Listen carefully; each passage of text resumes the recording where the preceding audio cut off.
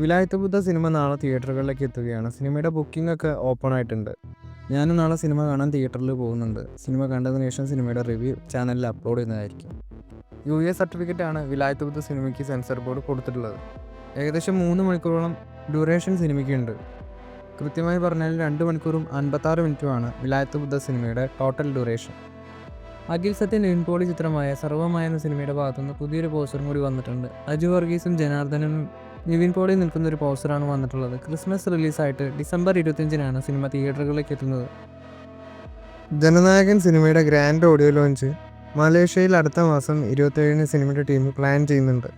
അതുപോലെ സിനിമയുടെ സെക്കൻഡ് സിംഗിളും ഉടനെ വരുമെന്നാണ് അറിയാൻ സാധിക്കുന്നത്. ജനുവരി 9-നാണ് ജനനായകൻ സിനിമയുടെ റിലീസ്.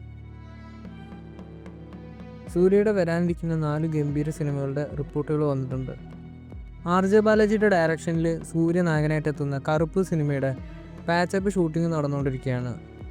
അടുത്ത വർഷം ജനുവരിയിലാണ് സിനിമയുടെ റിലീസ് പ്ലാൻ ചെയ്യുന്നത്. സൂര്യ 46 വെങ്കി അറ്റ്ലൂരിയാണ് ഈ ഒരു സിനിമ സംവിധാനം ചെയ്തിട്ടുള്ളത്.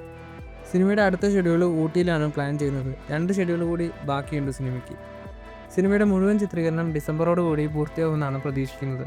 ഒരു പക്ക ഫാമിലി എൻ്റർടൈനറാണ് സിനിമ. അടുത്ത വർഷം സമ്മറിനായിരിക്കും സിനിമയുടെ റിലീസ്.